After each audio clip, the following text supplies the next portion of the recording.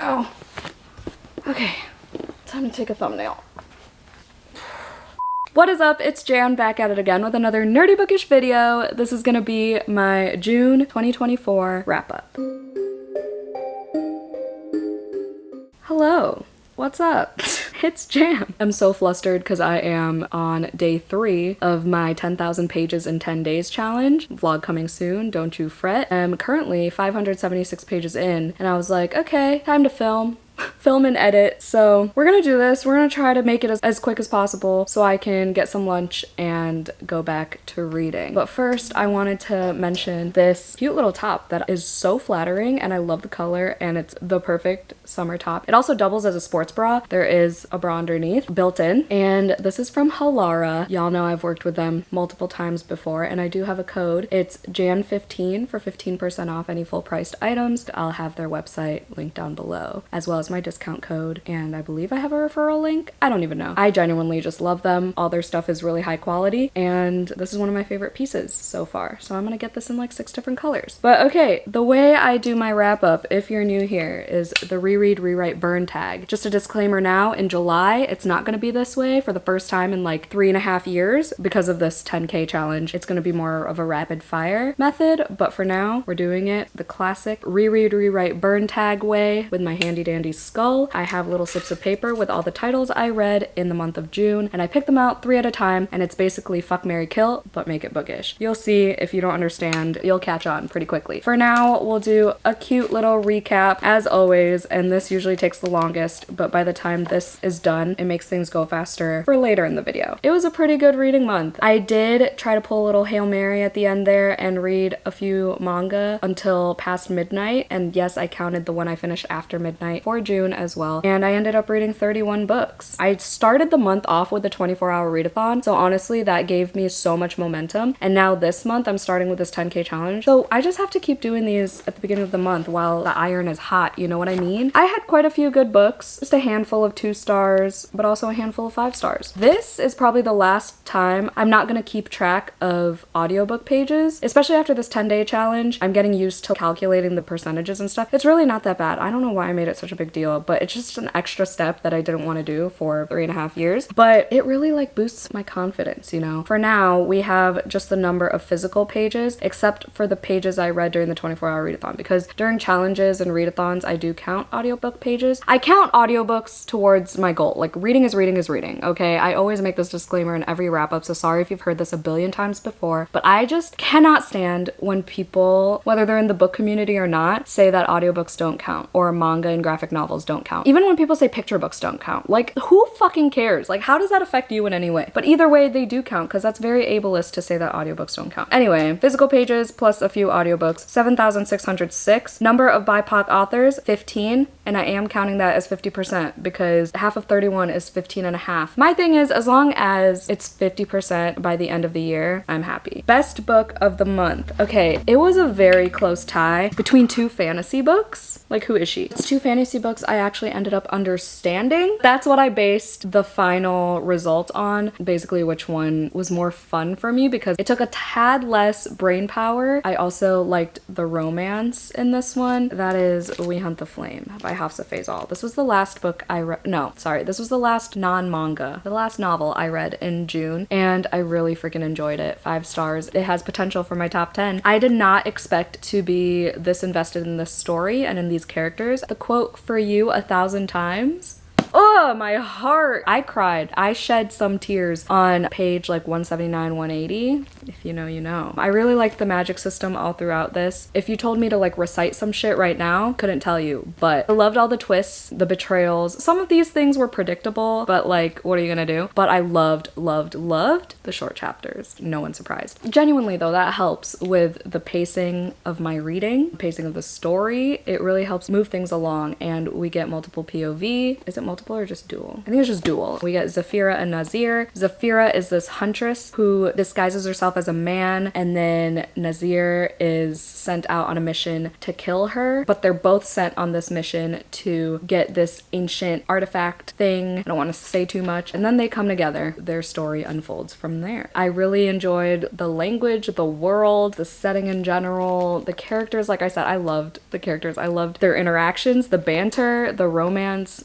True enemies to lovers like knife to throat. I guess I was expecting knife to throat, but I wasn't expecting romance to be as prominent as it was. But it's not like overbearing, if that makes sense. Really enjoyed this. Definitely gonna read the sequel. It kind of hurts me to say that this came to a very close second, Poppy War by R.F. Kuang, because I love this. This is objectively a perfect book. Once you understand the complex world, have a grip on what's going on, it's really fucking good. I see nothing wrong with this book other than how my brain processed it or didn't process it until like the very end. It took me a while to get through this, and I did need the audiobook for this, whereas We Hunt the Flame, I actually hated the audiobook and DNF'd the audiobook, and I have been trying to read that book for years. Same with this, but I actually started We Hunt the Flame in like 2019 or whenever it came out. But this, I couldn't have done it without the audiobook because it's just so much. You know, R.F. Kuang, sometimes her writing is a bit heavy-handed, but like in the best way. I'm just too dumb for her, but we got through and still gave this 5 stars as well. I guess I'll just finish talking about it, but I don't really know what to talk about. I'm also not a fan of like war in books nor movies, to be honest. Like fight scenes kind of bore me, but in We Hunt the Flame, I actually really like the fight scenes. When a book can not only make me enjoy fight scenes but also visualize things pretty well, that's a 5 star. That's why We Hunt the Flame took the cake on this one. But I really loved the beginning when Rin was still in school and like training and stuff, and then she goes out in the real world and trains with this guy. There's a lot of political shit in this, which was interesting to read. You know, it was riveting, it was depressing at times, it was disturbing at times, which of course made my ears perk because I am who I am. I loved how intense this got, and it just stayed that way throughout. I obviously tabbed the shit out of it. I will reread this and I will continue the series. Hopefully by the time I continue, I haven't forgotten absolutely everything, but again, I am who I am. Worst book, Looking Glass Down by Katrina Ward. This is so devastating because I got an e-arc of this and I was already so happy, and then the publisher sent me a physical copy of it as well before it even came out, and I was like, wow, who am I to deserve this honor? I was so excited for this book. I think part of it is because I was listening to most of it on audio. I feel like reading it physically would have definitely behooved me because there are some visual things in these fragment chapters that I couldn't get through audio. In the beginning, when they were discussing who the Dagger Man is and all these fucked up things, I was intrigued. But then it got into this meta shit with like a book and a book and a book and like all these authors and all these characters that I really didn't care about. That's the thing. If I don't care about the characters, it's over.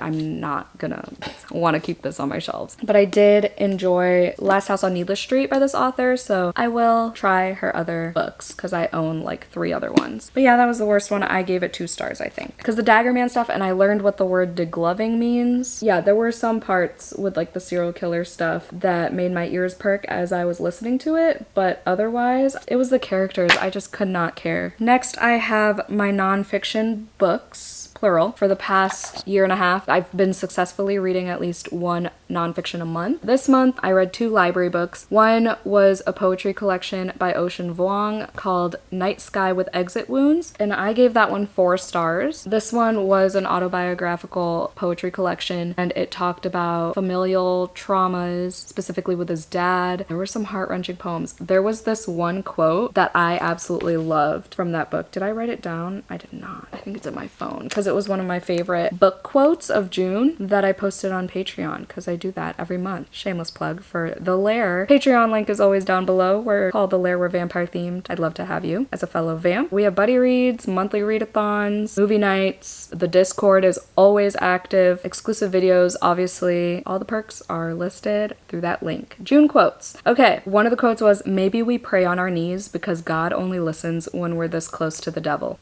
I was like, okay, Ocean Vuong. The other nonfiction book I read was Stay True by Hua Shu. I believe that's how you say the author's name. It's a memoir. I usually don't rate memoirs lower than 5 stars unless the writing isn't up to par. And I feel like this one, I couldn't stay focused. I gave it 4 stars solely because of the writing. It did give that nostalgic feeling that made me want to pick it up in the first place when I heard about it. I just think the writing style was not for me. I read this via audio and the author was the narrator, so that helped a little little bit. And there were photographs in the physical book that made it crafted really well. But yeah, the writing was just, sorry. I always feel bad because it feels wrong, but at the same time, it's never about the content and subject matter itself, because obviously, like, that's weird. Why would you rate a person's personal experiences? I promise it's just the writing. Okay. I read 3 arcs. 2 of them were e-arcs, and then one of them I got the physical book from the library and I read it that way. First one I read, so heartbreaking. It actually was almost my worst book of the month, which is so fucking sad. American Rapture by CJ Lead.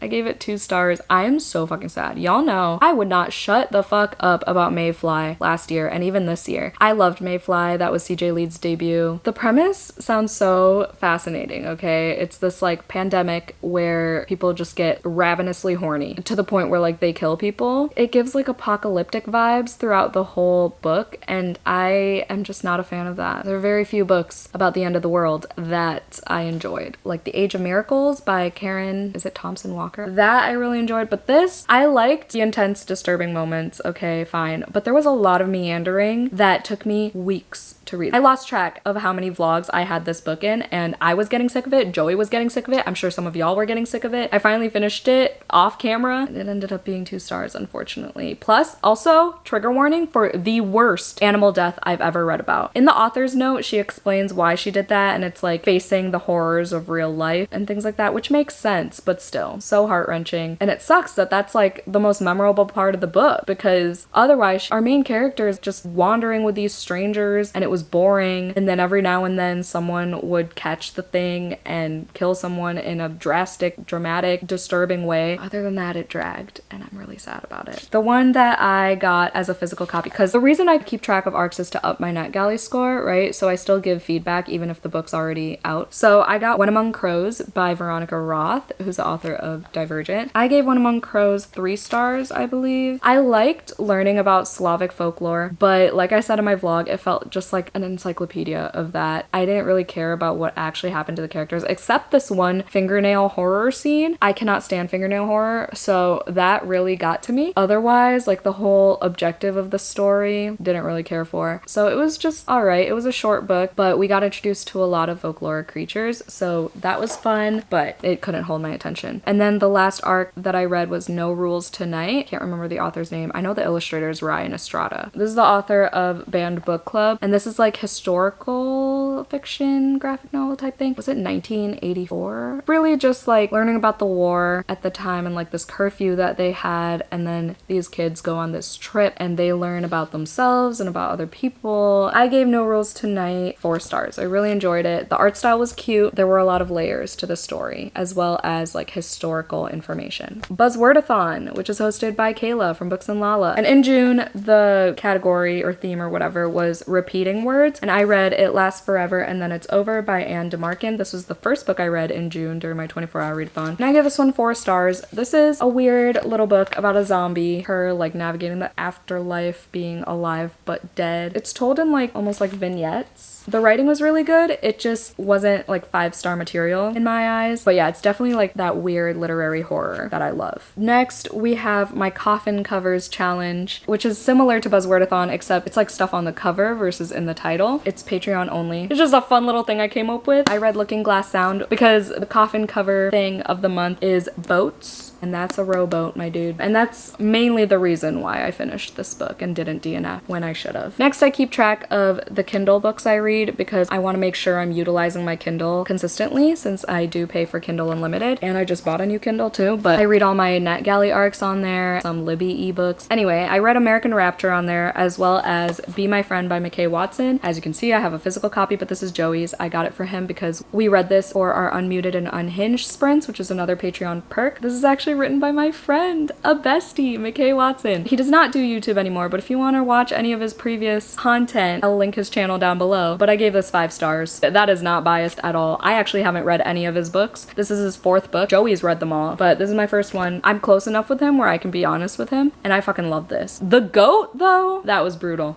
I mean, there were a lot of brutal moments. This is actually his tamest book, I've heard, because this is general horror versus extreme horror, but there's still some disturbing, brutal scenes happens in this. Basically, it's this lonely 16-year-old named Jacob who messes with the internet, and it messes with him back. So that's all I'm gonna say. It's a shorty, so I highly recommend if you check the trigger warnings and think you can handle it, because McKay does not hold back. I did read a 500+ page book. That's more of a loose goal, but I did accomplish it with The Poppy War. I did not read a classic, which is also another loose goal. I haven't read a single classic all year, I don't think. I also try to make sure I read at least one book from my Book of the Month subscription books or my Aardvark books. I also have a code for Aardvark Book Club, by the way. If you want your first box for $4 and free shipping, just use the code JAN. I have all my discount codes and stuff linked down below, but just wanted to mention that. However, I read a Book of the Month book this month. It is Leather and Lark by Bryn Weaver. The sequel to Butcher and Blackbird. Unfortunately gave this 3 stars. I do have a vlog for this, but it's not going to be on my channel. I sent the footage over to Katie. We have a collab coming up. Don't know when it's going up, but it's gonna exist somewhere on her channel at some point. It's all spoiler filled, so read the book before you watch it. When she uploads it, I'll link it down below, hopefully, if I remember. She did kind of try to ruin pizza in the beginning, and I liked that scene. That gave me a visceral reaction with pizza and other stuff mixed in. There were a couple cool kills throughout this, but it just wasn't what I expected. I didn't feel as connected to the characters as I did the first time. There was like a side plot that I didn't really care for. The audiobook though is what really ruined it for me. I think if I read the whole thing physically, it could have been a 4-star potentially, but the audiobook is awful. I hate audiobooks that moan and sigh and giggle and cackle at me. Like, I really don't need that extra shit, okay? Unless you're deliberately a graphic audiobook or whatever it's called that they make for the Sarah J Maas books, then that's different. But this, or you just pick one. Like, you could say she laughed, or you can have the laughter sound effect. Like, you don't need both. I don't know how audiobook production works, but we need to stop this madness. But yeah, this follows the best friend of the main character from Butcher and Blackbird and the brother of the main male character in Butcher and Blackbird. And I think that's it. Now we can actually go to the wrap-up portion. All right. First 3. We've got Happiness Volume 7. Oh yeah, for manga, just assume for the most part, except Volume 7, honestly. Might not burn this one, but usually I burn manga and graphic novels just because it's easier.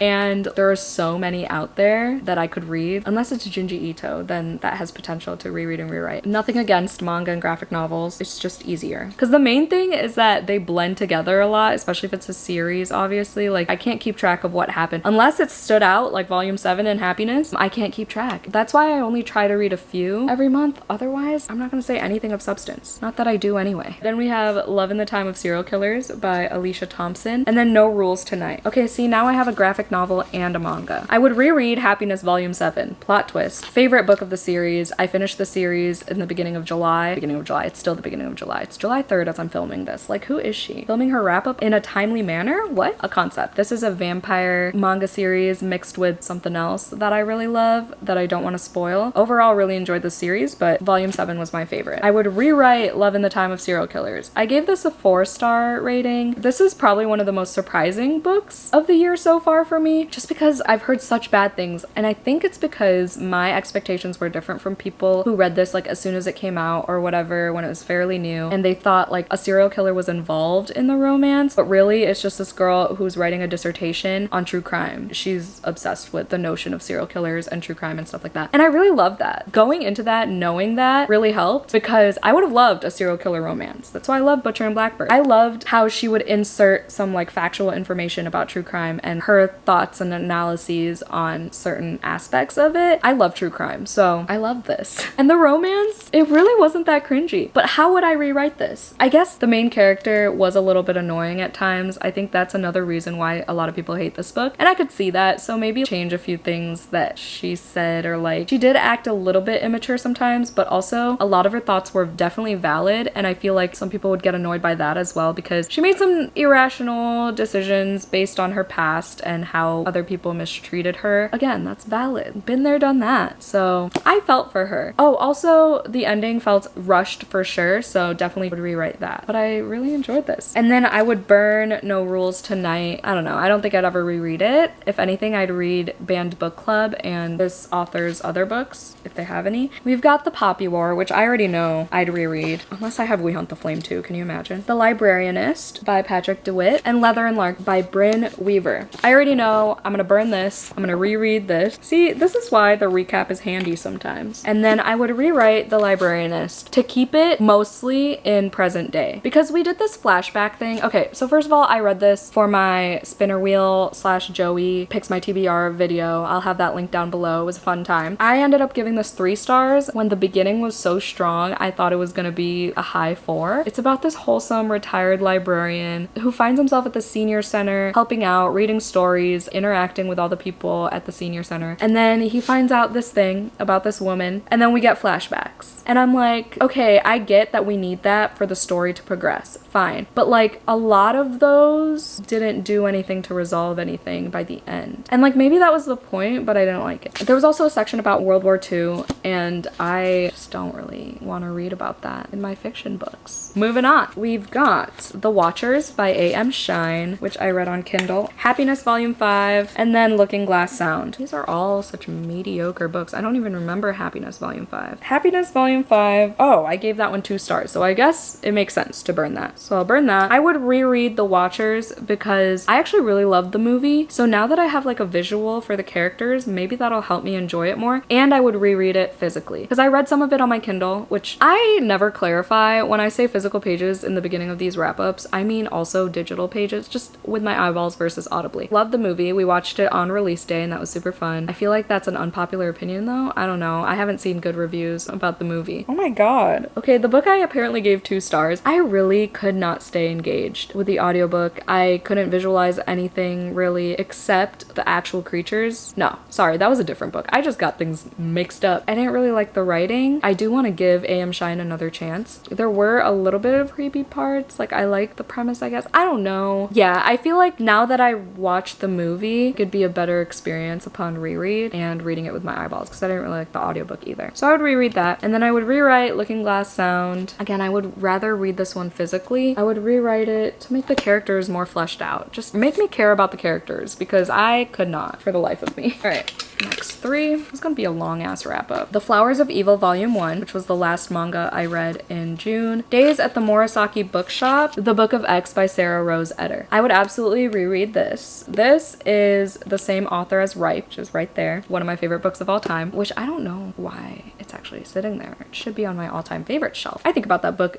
daily. So I finally read one of her backlist books, or her only other backlist book. I don't know. This is about a girl and her mom who have this condition where they were born with a knot, like a literal knot on their stomachs. So it's like a bulge, you know, and they're just like figuring out life with this thing, how society perceives them, how people treat them, how boys treat her. People are so mean to this girl. It's also commentary on like female autonomy, a surreal exploration of one woman's life and death against a landscape of meat office desks and bad men. I think that's a perfect blurb for this book. It's also like this weird formatting where it's also kind of vignette-y, what am I saying? Vignette-y spaghetti. Also, they have pages of fun facts that are relevant to the next like section of the book, which was so fun for me because y'all know me and my fun facts. They have like bullet points. I love this book. I ended up giving it 4 stars because it did kind of drag towards the end, but I had a fun time with this book and it has a lot of good commentary about a lot of things. I would rewrite Days at the Murasaki Bookshop. This is a cozy Japanese fiction translated book. I got it from the library. Did I have the audiobook for this? I can't remember.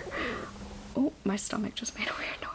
I'm hungry. But I think I would rewrite the romance part. It's not a prominent part of the book, but by the end it kind of is. It's about her uncle who's like taking care of her, and I just really didn't feel it. I feel like it could have been more developed for the reader to care. I feel like this book was a tad too short, but I loved that this girl was helping her uncle out at this bookshop and she was rediscovering or discovering for the first time her love for reading, and that was nice to read about because it's like, yes, there's that feeling and I wish I could explain it. I wish I could put it into words. I wish I could relive the moment that I realized, fuck, I love reading, you know? And The Flowers of Evil, honestly, I read this at midnight, so I don't really remember what the premise of this manga series is, but it's the same author as Happiness, so I just picked it up and it was available on KU. And Katie really likes it. Apparently she told me about it. She told me on the phone yesterday that she told me about it and I totally forgot. I guess I blocked that out. I gave The Flowers of Evil 3 stars. Oh, Morisaki Bookshop, I also gave 3 stars. But yeah, I would burn Flowers of Evil because I can't even remember it. But I'm gonna continue with the series. When Among Crows, The Pisces by Melissa Broder, and Happiness Volume 6. Oh, Happiness Volume 6 I apparently also really enjoyed. I gave it 4 stars. But in relation to these two, I'll burn that. The Pisces I would reread. Trigger warning though for animal neglect and animal death. It's another one of those weird sad girl fiction. She falls in love with a merman. Holy shit, I didn't realize how much I tabbed. That color palette is so stunning. I'm so good. It's really about this unlikable woman who is figuring out her messy ass life, sleeping with whoever, doing whatever. She's like mistreating her sister who's doing what she can for her. And then she becomes obsessed with this man who happens to be a merman and she tries to make it work. What I would change though, even though I said I'd reread it, is why the fuck do we not know he's a merman until like halfway through the book? Like I thought that was gonna be a given from like the first few pages, but it's in the synopsis, so there's that. I'm sure you've heard about this. It's all over Bookstagram all the time to this day, and this is a backlisted book. But Melissa Broder's writing is phenomenal. So relatable, so funny, honestly pretty unique. She just says some of the most like bleak, blunt, honest, raw things. It's a good time. I did prefer Death Valley over this though. I ended up giving this 3 stars because of the animal stuff that really pissed me off. And then One Among Crows I would rewrite to flesh it out. Again, the story, the characters, make it longer. It was so short. It was like 160 pages or something like that. But yeah, I liked how heavy the folklore stuff was. Also, changed the setting because it was in Chicago. And y'all know I hate books set in Chicago because I'm from here. Well, not Chicago, but close enough. Okay, the next 3.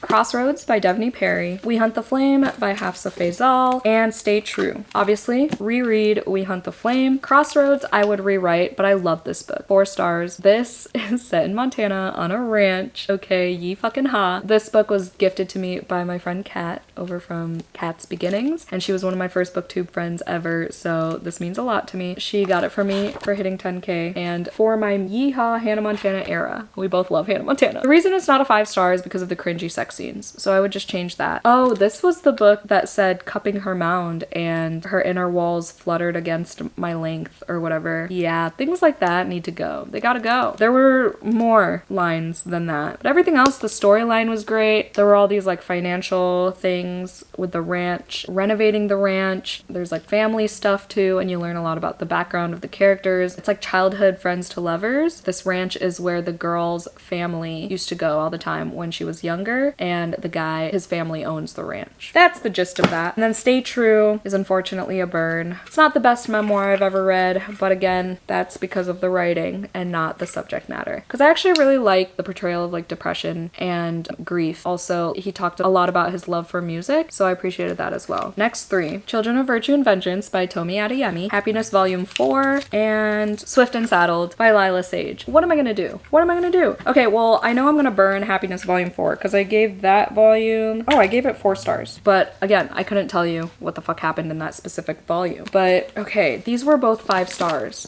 What do I do?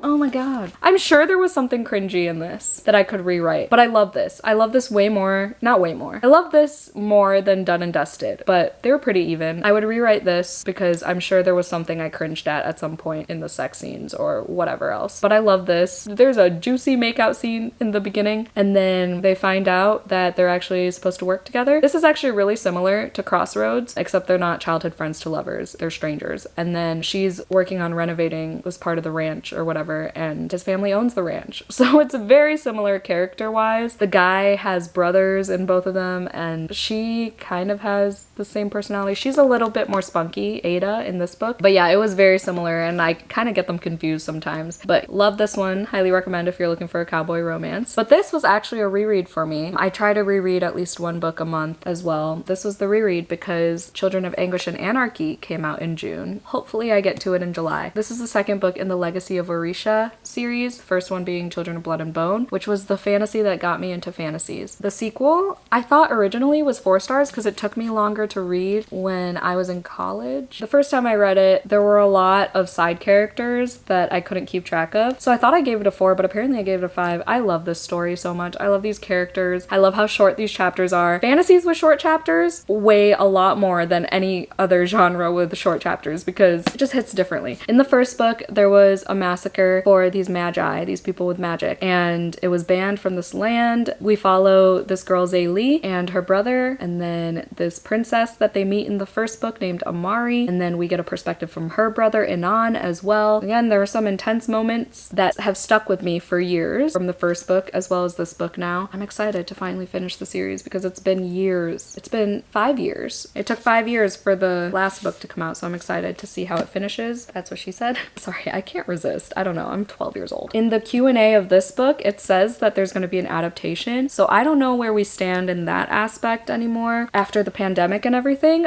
but I really hope they make an adaptation of the series. All right, we have Pen Pal, Camp Damascus by Chuck Tingle, and Happiness Volume 8. Okay, Burning Happiness Volume 8. I gave that one 3 stars. Again, don't know what happened. Camp Damascus I would reread for sure. I give this one 4 stars. It would have been a 5, but there was this one part that dragged towards the end. I feel like it was a little bit drawn out, but otherwise, I mean, it's a short book and I loved the reveals of this book. I loved the commentary. It was a fun time. I mean, the horror elements were great, but if you're triggered by like religious trauma, you might want to be careful around this book. Tread with caution because there's a lot of it and it's aggressive. So look into that. Try it if you want because it does have really good commentary. Camp Damascus is a conversion camp and there's some underlying shit going on. We find out pretty quickly. Well, maybe not pretty quickly. But there's also bug horror in this, so there's that warning for you. I love Chuck Tingle's writing. This was great. I'm not going to say too much more because I think it's better to go into this as blindly as possible, like I did,